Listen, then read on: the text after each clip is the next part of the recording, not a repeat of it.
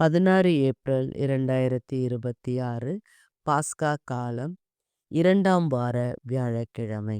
முதல் வாசகம் திருத்தூதர் பணிகள் நூலிலிருந்து வாசகம்.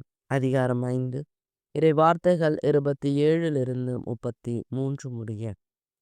அந்நாட்களில் காவலர்கள் திருத்தூதர்களை அழைத்து கொண்டு வந்து யூத தலைமை சங்கத்தின் முன் நிறுத்தினார்கள். தலைமை குரு அவர்களை நோக்கி, நீங்கள் இந்த இயேசு பற்றி கற்பிக்க கூடாது என்று நாங்கள் கண்டிப்பாய் கட்டளையிடவில்லையா? என்றாலும் எருசலேம் முழுவதும் நீங்கள் கற்பித்து வருகிறீர்கள்.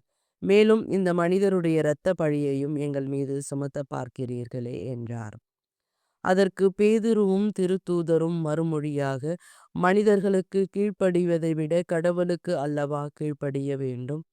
நீங்கள் சிலுவையில் தொங்க வைத்து கொன்ற இயேசுவை நம் மூதாதையரின் கடவுள் உயிர்த்தெழச் செய்தார். இஸ்ரேல் மக்களுக்கு மனமாற்றத்தையும் பாவ மன்னிப்பையும் அளிப்பதற்காக கடவுள் அவரை தலைவராகவும் மீட்பராகவும் தமது வலப்பக்கத்துக்கு உயர்த்தினார். இவற்றுக்கு நாங்களும் கடவுள் தமக்கு கீழ்ப்படிவோருக்கு அருளும் தூய ஆவியும் சாட்சிகள் என்றனர். இவற்றை கேட்ட தலைமை சங்கத்தார் கொதித்து எழுந்து திருத்தூதர்களை கொல்ல திட்டமிட்டனர். ஆண்டவரின் அருள்வாக்கு.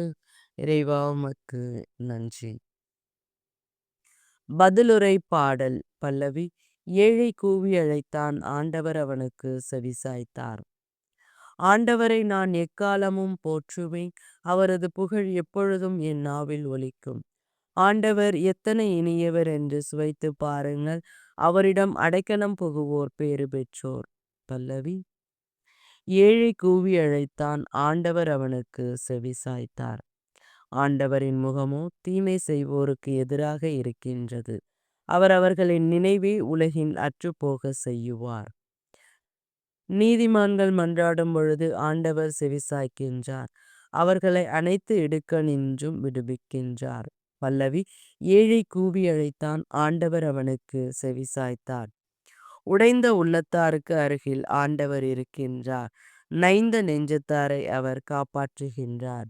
நேர்மையாளருக்கு நேரிடும் தீங்குகள் பல, அவை அனைத்திலும் நின்று ஆண்டவர் அவர்களை விடுவிக்கின்றார். பல்லவி. ஏழை கூவி அழைத்தான், ஆண்டவர் அவனுக்கு செவிசாய்த்தார். நற்செய்தி வாசகம்.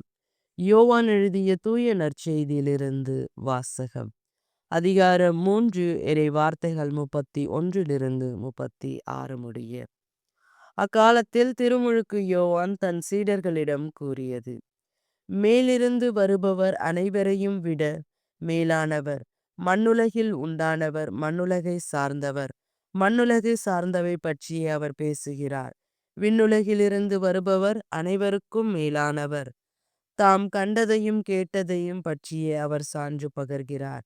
எனினும் அவர் தரும் சான்றை எவரும் ஏற்றுக்கொள்ளுவது இல்லை. அவர் தரும் சான்றை ஏற்றுக்கொள்ளுபவர் கடவுள் உண்மையானவர் என்பதை உறுதிப்படுத்துகிறார். கடவுளால் அனுப்ப பெற்றவர் கடவுளின் வார்த்தைகளை பேசுகிறார். கடவுள் அவருக்கு தம் ஆவிக்குரிய கொடைகளை அளவின்றி கொடுக்கிறார். தந்தை மகன் மேல் அன்பு கூர்ந்து அனைத்தையும் அவர் கையில் ஒப்படைத்துள்ளார். மகனிடம் நம்பிக்கை கொள்ளுவோர் நிலைவாழ்வை பெறுவர். நம்பிக்கை கொள்ளாதோர் வாழ்வை காண மாட்டார். மாறாக கடவுளின் சினம் அவர்கள் மேல் வந்து சேரும்.